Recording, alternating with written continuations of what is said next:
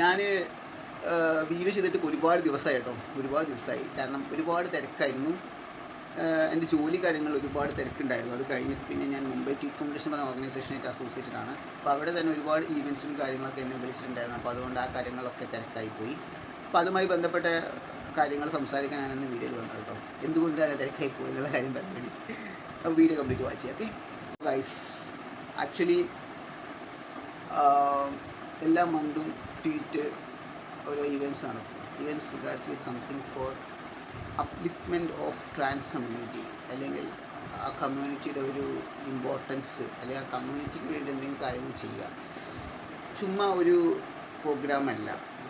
ചിലപ്പോൾ അത് എന്തെങ്കിലും ഒരു മോട്ടിവേഷൻ ക്ലാസ് ആയിരിക്കാം, അല്ലെങ്കിൽ ലീഡർഷിപ്പിൻ്റെ ക്ലാസ് ആയിരിക്കാം, അല്ലെങ്കിൽ എന്തെങ്കിലും ഒരു സംഭവമായിരിക്കാം. ഇഷ്ടംപോലെ സംഭവിച്ചിരിക്കാം, എന്ത് വിഷയമായിരിക്കാം. അല്ലെങ്കിൽ സം ഡോണേഴ്സ് ആർ കമ്മിങ്, അവർ വന്നിട്ട് നമ്മുടെ ഇഷ്യൂസ് നമുക്ക് സംസാരിക്കണം. അപ്പോൾ എനിക്ക് ഒരു സപ്പോർട്ട് വേണം, എനിക്ക് ഇന്ന വിഷയം പഠിക്കണം, അതിനുള്ള ഒരു സപ്പോർട്ട് വേണം, അല്ലെങ്കിൽ എനിക്ക് ഇന്ന ജോലി ചെയ്യണം, അതിനുള്ള സപ്പോർട്ട് വേണം.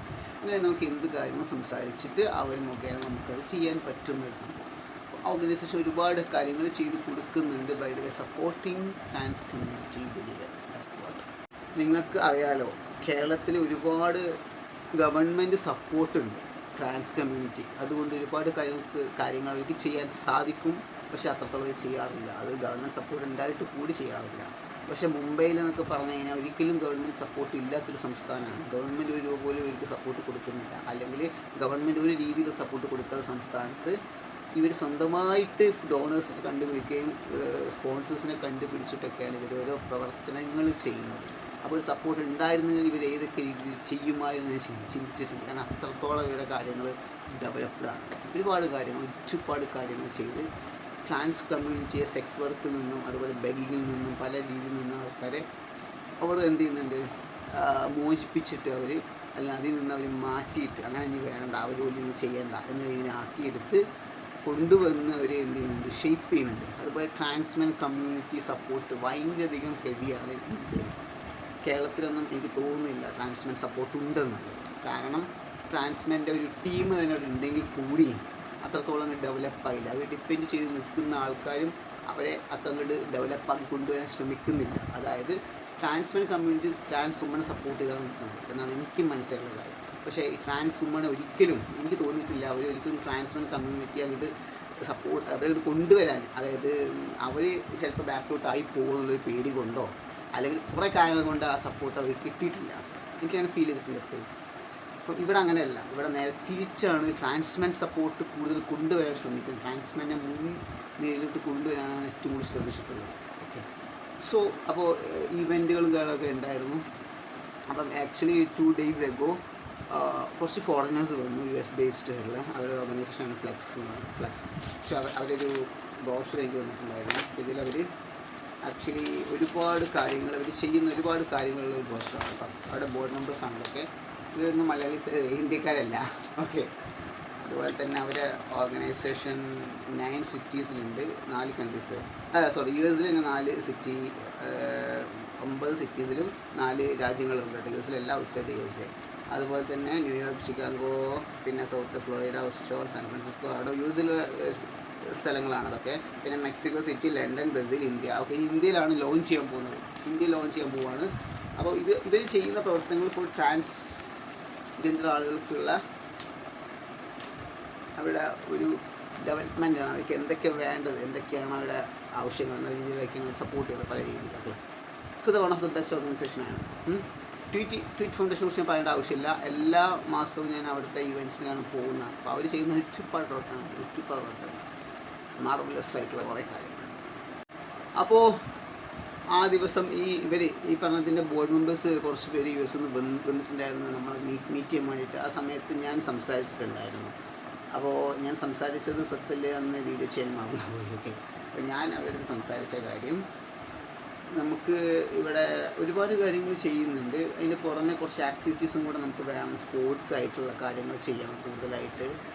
Cricket team, football team, volleyball team, അതുപോലെ തന്നെ ബാഡ്മിൻ്റൺ ടീം, ഇതൊക്കെ നമുക്ക് ഫോം ചെയ്യണം. സ്പോർട്സ്, അതുപോലെ മാരത്തോൺസ്, സ്പോർട്സ് നല്ല ആക്റ്റീവ് നമ്മൾ കാണിക്കണം. വല്ലപ്പോഴൊക്കെ സ്പോർട്സൊക്കെ ഞാൻ കാണുന്നുള്ളൂ. ക്രിക്കറ്റ് ടീമൊക്കെ അല്ലാത്ത ഒന്നുമില്ല അവിടെ. വേറൊരു ടീമേ ഇല്ല. ക്രിക്കറ്റ് ടീമല്ലാതെ എന്ത് ടീമാണ് അവിടെ ഉള്ളത്? ട്രാൻസിന് വേണ്ടിയിട്ട് ഒരു ടീമില്ല. അപ്പോൾ അതൊക്കെ ഇംപ്ലിമെൻറ്റ് ചെയ്യണം. അതുപോലെ തന്നെ ഒരുപാട് ലീഡർഷിപ്പ് ക്ലാസ്സുകൾ വെക്കണം. കാരണം ഒരുപാട് ആൾക്കാരെ നമുക്ക് ലീഡർഷിപ്പ് തലങ്ങളിലോട്ട് കൊണ്ടുവരണം എന്നുള്ള രീതിയിലൊക്കെ ഞാൻ സംസാരിച്ചിട്ടുണ്ടായിരുന്നു. പിന്നെ ഞാൻ ഫാഷൻ പ്രജൻറ്റിനെ കുറിച്ച് സംസാരിച്ചു. ഞാൻ ട്രാൻസ്മെൻ ഫാഷൻ പ്രജൻറ്റ് ഞാനധികം കാണാറില്ല. ട്രാൻസ് വുമൻസിൻ്റെ ഫാഷൻ പ്രജൻറ്റ് ഗ്ലോബലി വേൾഡ് വൈഡൊക്കെ ഇഷ്ടംപോലെ കാണുന്നുണ്ട്. എന്തുകൊണ്ടാണ് ട്രാൻസ്മെൻനെ മാറ്റി നിർത്തുന്നത് എന്നുള്ള കാര്യങ്ങളൊക്കെ ഞാൻ സംസാരിച്ചു.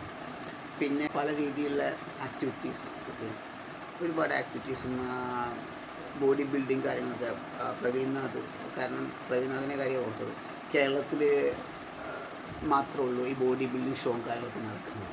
കാരണം കേരളം ഒരു ട്രാൻസ് ഫ്രണ്ട്ലി സ്റ്റേറ്റാണ്, ഗവൺമെൻറ് സപ്പോർട്ടിൻ്റെ ആളുകൾ നടക്കുന്നു. മറ്റുള്ള സംസ്ഥാനങ്ങളൊന്നും ഇതില്ല, ഒരു സംസ്ഥാനത്തും ഇല്ല.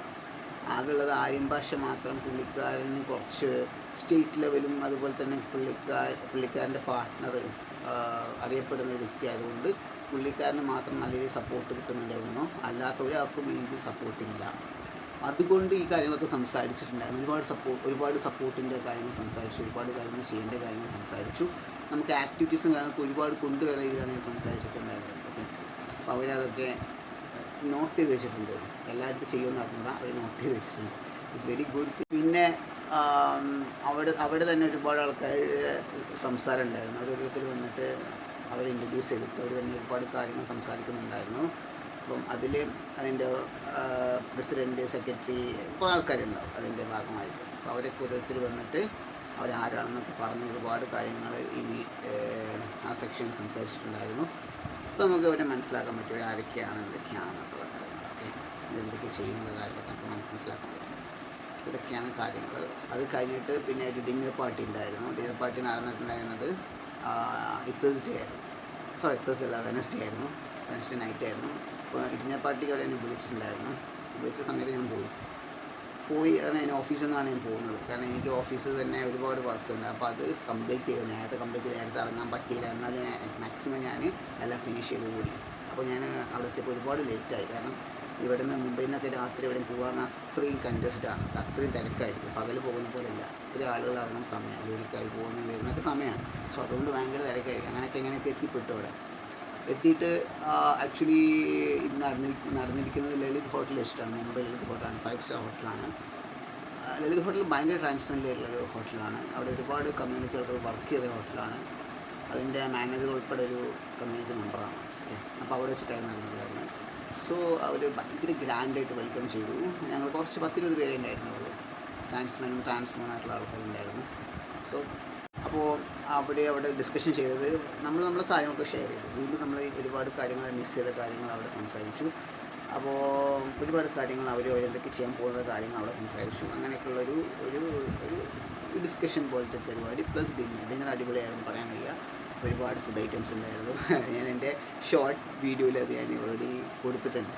അതിൻ്റെ കാര്യങ്ങൾ ഒരുപാട് ഫുഡ് ഐറ്റംസ് എനിക്കൊന്നും കഴിക്കാൻ പറ്റിയിട്ടാണ് സങ്കടം. കാരണം ഓൾറെഡി 9 മണി ആയിട്ടുണ്ടായിരുന്നു. പിന്നെ സമയമാകുമ്പോൾ നമ്മളെപ്പോഴും ട്രാവൽ ചെയ്ത് വന്ന് എല്ലാം കൂടെ ആയി പിന്നെ നമ്മൾ കഴിക്കാൻ ഭയങ്കര ബുദ്ധിമുട്ടായിരുന്നു. പിന്നെ ഒരുപാട് കഴിക്കാനും പറ്റില്ല. പിന്നെ വർക്കൗട്ട് ചെയ്യുന്നതുകൊണ്ട് എനിക്ക് ഒരുപാട് ഫുഡൊന്നും എടുക്കാൻ പറ്റില്ല. എനിക്ക് പെട്ടെന്ന് മടുക്കും, അങ്ങനെ പ്രശ്നം. അങ്ങനെ പിന്നെ അടിപൊളി ഫുഡും കാര്യങ്ങളൊക്കെ സെറ്റായി ഫുഡ് കഴിച്ചു. ഒരുപാട് പേരെ പരിചയപ്പെട്ടു, പുതിയ ആൾക്കാരൊക്കെ അവിടെ പരിചയപ്പെട്ടു. ഞാൻ കാണാത്ത ഒരുപാട് മുഖങ്ങളെ കണ്ട് പരിചയപ്പെട്ടു. അതാണ് ഏറ്റവും കൂടുതലായി പറയാനുള്ളത്. അങ്ങനെ അവിടെ ഡിസ്കഷൻ കാണൊക്കെ നടന്നു. ഏകദേശം 12 മണിയൊക്കെ ആയപ്പോൾ ഞങ്ങൾ അവിടെ ഗുഡ് ബൈ പറഞ്ഞു. പോകുന്ന സംഭവം പറയേണ്ട ആവശ്യമില്ല. ഇവിടെ എത്തിയപ്പോൾ ഏകദേശം 1:30 മണിയായിട്ടുണ്ട്. രാവിലെ 1:30 മണിക്കെന്ന് പറയുമ്പോൾ സത്യം പറഞ്ഞാൽ ടയേർഡ് അങ്ങനെ ആയിട്ടാണ്. ഒന്ന് വീണാൽ മതി, അത്രയും ടയേർഡ്. കിടന്ന് ഉറങ്ങി രാവിലെ 5-6 മണിയാകുമ്പോൾ വീണ്ടും എണീറ്റ് വീണ്ടും ഞാൻ ജിമ്മിലോട്ട് പോയി. പിന്നെ ഓഫീസ് വർക്ക് കാര്യങ്ങൾ അങ്ങനെ ആയി തിരിച്ച് വന്നിട്ട് ഇപ്പം ഞാൻ അറിഞ്ഞു നാളെ ഒരു സെക്ഷൻ ഉണ്ട് ട്വീറ്റിൽ. ഇവരല്ല വരുന്നത്, വേറെ ഒരു ടീം വന്നിട്ട് ഒരു സെക്ഷൻ നടത്തുന്നുണ്ട്. അപ്പോൾ അതിനെന്തായാലും വരണം പറഞ്ഞു. ഒരു ഇവൻറ്റ് നടക്കുന്നുണ്ട് ഫിനാൻഷ്യൽ ലിറ്ററസിനെ ബന്ധപ്പെട്ടില്ല. അപ്പോൾ അതിന് വരണം പറഞ്ഞു. അപ്പോൾ അതുകൊണ്ട് നമ്മളിപ്പോൾ ഫുള്ള് ഓരോ പരിപാടിയായിട്ട് പാക്ക്ഡാണ്. അപ്പോൾ അതിന് ഞാൻ പോകുന്നുണ്ട്. അപ്പോൾ ഇങ്ങനെയൊക്കെയാണ് ഇതിൻ്റെ കാര്യങ്ങൾ. ഓക്കെ, അപ്പോൾ ഞാൻ അതാ പറഞ്ഞു തന്നെ, നമ്മൾ ഒരുപാട് കാര്യങ്ങൾ ഇവിടെ ചെയ്യുന്നത് ഏറ്റവും കൂടുതൽ ബെനിഫിറ്റാണ് കമ്മ്യൂണിറ്റി സപ്പോർട്ട് ചെയ്യാൻ. കമ്മ്യൂണിറ്റിയുടെ ഒരുപാട് കാര്യങ്ങൾക്ക് ഉപയോഗപ്രദമാണ്. അതല്ലാതെ നമ്മൾ ചുമ്മാ വെറുതെ നമ്മളെ ലൈഫ് വേസ്റ്റ് ചെയ്തിട്ട് കാര്യമില്ല. ഒന്നും ചെയ്യാതെ അല്ലെങ്കിൽ ഒന്നിലും നമ്മൾ നിൽക്കാതെ നമുക്ക് യൂസ്ഫുൾ ആയിട്ടുള്ള കാര്യം നമ്മൾ തിരഞ്ഞെടുത്ത് നമ്മൾ ചെയ്യുക. ഓക്കെ, അപ്പോൾ വെറുതെ നമ്മളിപ്പോൾ കമ്മ്യൂണിറ്റി എന്ന് പറഞ്ഞിട്ട് കമ്മ്യൂണിറ്റി ആൾക്കാരെ കൂടെ കൂടുകയും വെറുതെ നമ്മൾ സമയം കളഞ്ഞിട്ട് കാര്യമില്ല എന്നാണ് ഞാൻ പറഞ്ഞിരുന്നത്. എൻ്റെ ലൈഫ് അങ്ങനെ ഒരുപാട് പോയിട്ടുള്ളതാണ്. കമ്മ്യൂണിറ്റി സപ്പോർട്ട് എന്നെ ചെയ്യാമെന്ന് പറഞ്ഞ് എന്നെ വീട്ടിലുള്ള സമയത്തും കൂടെ എന്നെ കൂടുതലായിട്ട് സപ്പോർട്ട് ചെയ്യുകയും കൊണ്ടുവരികയും ചെയ്ത ആൾക്കാരുണ്ട്, ഇല്ല എന്നല്ല. പക്ഷെ അവരൊന്നും പിന്നെ എൻ്റെ ലൈഫിൽ ഞാൻ കണ്ടിട്ടില്ല. അവരൊക്കെ എന്തോ മിസ്അണ്ടർസ്റ്റാൻഡിങ്ങിൻ്റെ പേരിൽ ലൈഫിൽ നിന്ന് പോയിട്ടുള്ള ആൾക്കാരാണ്. അതായത് നമുക്കൊക്കെ ഒരാളോട് പിണങ്ങി നിൽക്കാൻ കുറച്ച് സമയം സാധിക്കത്തുള്ളൂ, പക്ഷേ കമ്മ്യൂണിറ്റി ആളുകൾ അങ്ങനെയല്ല. ഞാൻ മുംബൈയിലെ കമ്മ്യൂണിറ്റിയെ കുറിച്ചല്ല പറയാനുണ്ടോ, കേരളത്തിലെ കമ്മ്യൂണിറ്റിയെ കുറിച്ചല്ല പറയാൻ. കുറ്റം പറയല്ല, ഉള്ള കാര്യം പറയാൻ പറ്റത്തുള്ളൂ. പക്ഷേ നമ്മളടുത്ത് എല്ലാവരും അല്ല കേട്ടോ, ഇത് എല്ലാ കമ്മ്യൂണിറ്റി ഇങ്ങനെയാണെന്ന് ഞാൻ പറയില്ല, ഓക്കെ.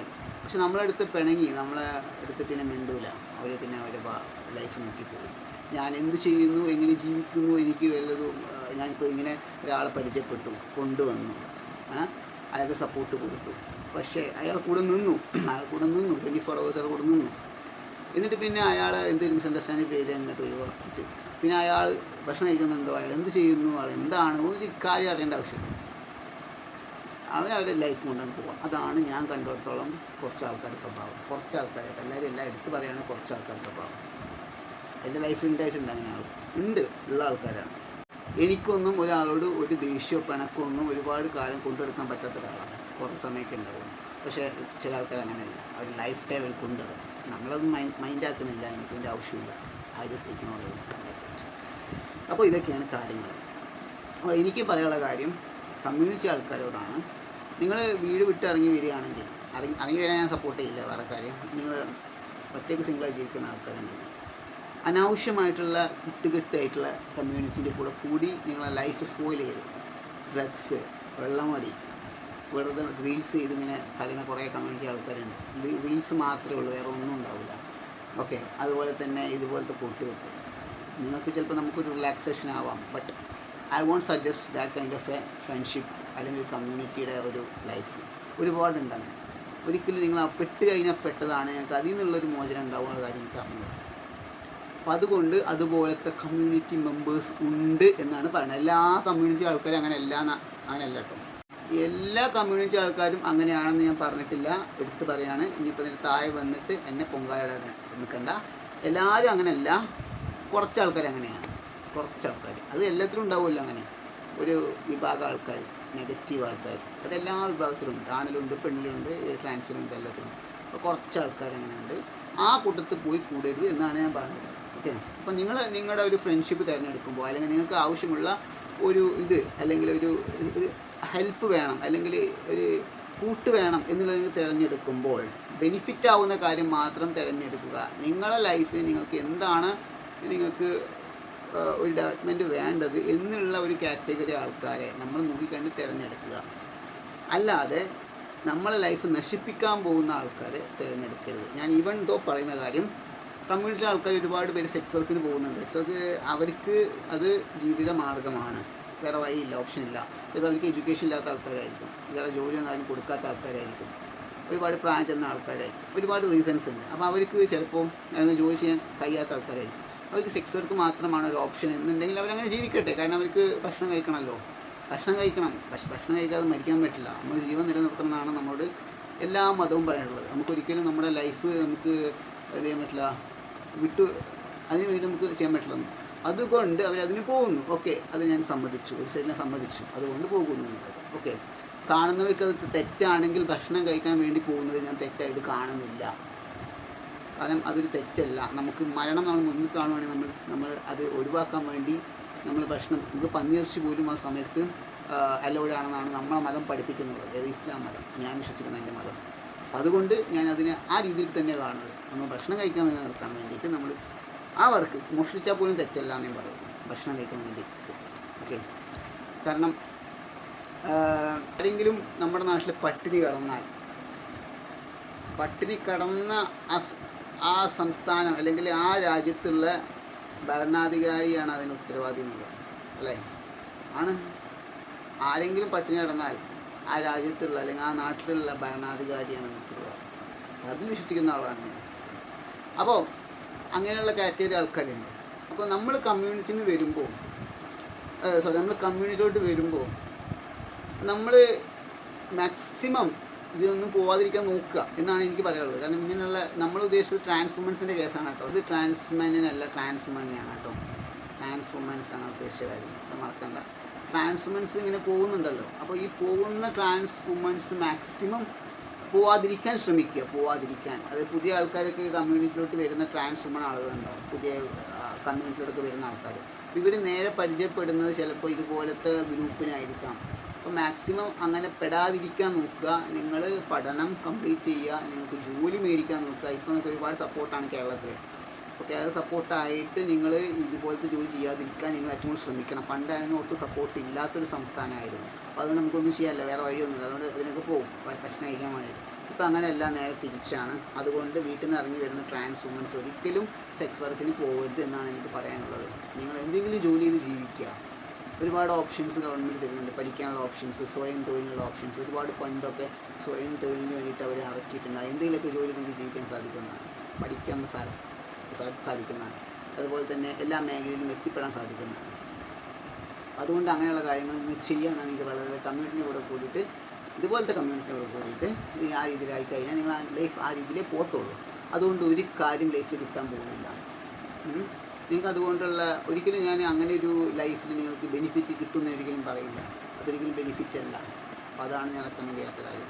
അതുപോലെ തന്നെ ട്രാൻസ്മെന്നാണെങ്കിലും ട്രാൻസ്മെന്നുകൾ എല്ലാവരും അല്ല, കുറച്ച് ആൾക്കാർ വളരെ മോശമായിട്ട് നിൽക്കുന്ന ആൾക്കാരുണ്ട്. വെള്ളമടി, കഞ്ചാവ്, ഡ്രഗ്സ്, അത് ഇതൊക്കെ ഉള്ള ആൾക്കാരുണ്ട്.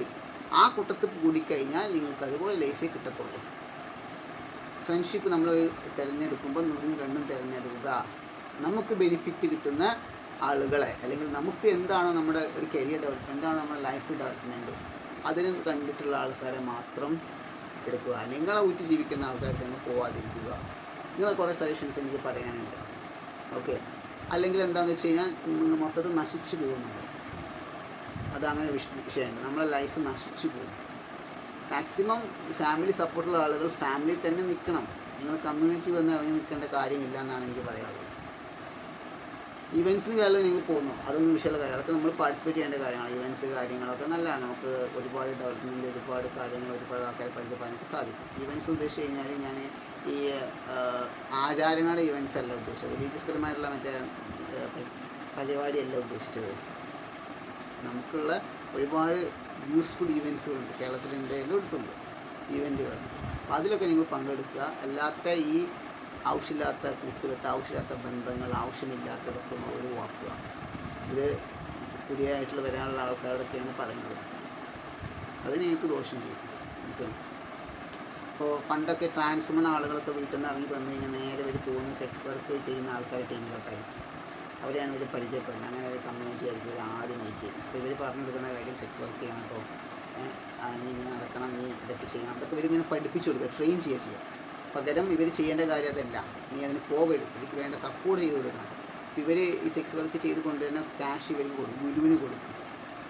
ഗുരു എന്നിട്ട് എന്ത് ചെയ്യും, ഇവർക്ക് ചിലവിന് കൊടുക്കും. അതുപോലെ അവർ സർജറി ചെയ്ത് കൊടുക്കാനൊക്കെ പറയും. എനിക്ക് അറിഞ്ഞൂടെ ചെയ്ത് കൊടുക്കില്ല ആരും. അപ്പോൾ ഇങ്ങനെ കുറേ സംഭവങ്ങളുണ്ട്. ഇതിനൊന്നും ഞാൻ സപ്പോർട്ടല്ല. ഇതൊന്നും എല്ലാവരും ശരിയായിട്ടുള്ള ഒരു മാർഗ്ഗം നോക്കാം. ഓക്കെ, അപ്പോൾ അതുകൊണ്ട് ഇതുപോലത്തെ സംഭവങ്ങളൊക്കെ പെട്ട് പോകരുതെന്നാണ് എനിക്ക് പറയാനുള്ള കാര്യം.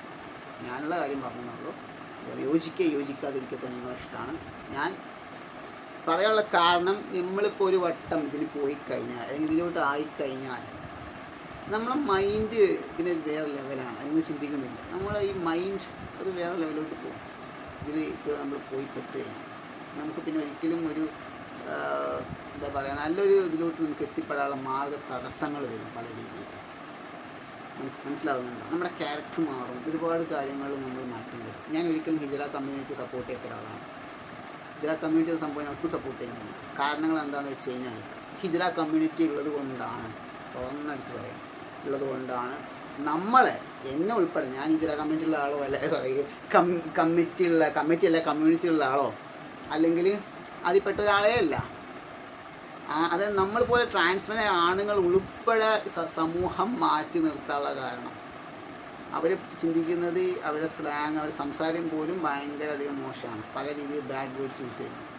പിന്നെ അവരെ ആറ്റിറ്റ്യൂഡ്, ക്യാരക്ടർ, എവറിത്തിങ് ഇവരുടെ മനസ്സിലെന്ന നമ്മുടെ സമൂഹത്തിൻ്റെ മനസ്സിൽ നമ്മളൊക്കെ ആ കാറ്റഗറി ആണെന്ന് ചിന്താഗതിയാണ്. അപ്പോൾ അതുകൊണ്ട് ഒരിക്കലും ഹിജറ കമ്മ്യൂണിറ്റി ഒരിക്കലും സപ്പോർട്ട് ചെയ്യാത്ത ഒരാളാണ്. ആ കമ്മ്യൂണിറ്റിയോട് പോവാതിരിക്കാൻ നിങ്ങൾ ഏറ്റവും കൂടുതൽ ശ്രമിക്കുക. ആ കമ്മ്യൂണിറ്റിയോട് പോവാതിരിക്കാൻ, ആ കമ്മ്യൂണിറ്റിയോട് പോവാതിരിക്കാൻ. അതുപോലെ സിസ്റ്റം ബേസ്ഡ് മമ്മി ഡാഡി അതൊന്നും എനിക്കത്ര ഇഷ്ടമുള്ള കാര്യമല്ല. നമ്മൾ വീട്ടിൽ നിന്ന് വരുന്ന നമുക്ക് മമ്മിയില്ല ഡാഡി ഇല്ല എന്നൊക്കെ പറഞ്ഞ് നമ്മൾ ആരെയും മമ്മി ഡാഡി എന്നൊക്കെ വിളിക്കുന്ന ആവശ്യമൊന്നും വരുന്നില്ല. നമ്മളുടെ അച്ഛനമ്മ നിൽക്കുമ്പോൾ ഇവരൊക്കെ മമ്മി ഡാഡി എന്തിനാക്കുന്നു? ഇത് മമ്മി ഡാഡിയൊക്കെയാണ് സെക്സ് വർക്കിന് പറഞ്ഞത്, മമ്മിയൊക്കെയാണ് സെക്സ് വർക്കിന് പറഞ്ഞേക്കുന്നത്. ഏത് മമ്മിയാണ് സെക്സ് വർക്കിന് പറഞ്ഞേക്കുന്നത്? സ്വന്തം അമ്മ പറഞ്ഞേക്കില്ല. അപ്പോൾ ഇതിനൊന്നും നിങ്ങൾ പോവാതിരിക്കുക. വെറുതെ നിങ്ങളുടെ ലൈഫ് നശിപ്പിക്കാനും ഞാൻ പറയുന്നു. ഒരിക്കലും ഇച്ചിരി കമ്മ്യൂണിറ്റി സപ്പോർട്ട് ചെയ്യാത്ത ഒരാളാണ് ഞാൻ. അപ്പോൾ എനിക്ക് ഒരിക്കലും അത് ഒരു രീതിയിൽ പോയി സപ്പോർട്ട് ചെയ്യാൻ പറ്റില്ല. ഇപ്പോൾ ചെയ്യേണ്ടത് എന്താണെന്ന് വെച്ച് കഴിഞ്ഞാൽ ഒരു ടീമായി ജീവിച്ച് നല്ല രീതിയിൽ കാണിച്ചു കൊടുക്കുകയാണ് വേണ്ടത്. സമൂഹത്തിന് ബെനിഫിറ്റായി കാണിച്ചു കൊടുത്തു കഴിഞ്ഞാൽ ആളുകളുടെ ഇടയിൽ ആ മോശം പേര് മാറിക്കിട്ടും. അങ്ങനെയുള്ള കുറേ കാര്യങ്ങൾ ചെയ്യണം.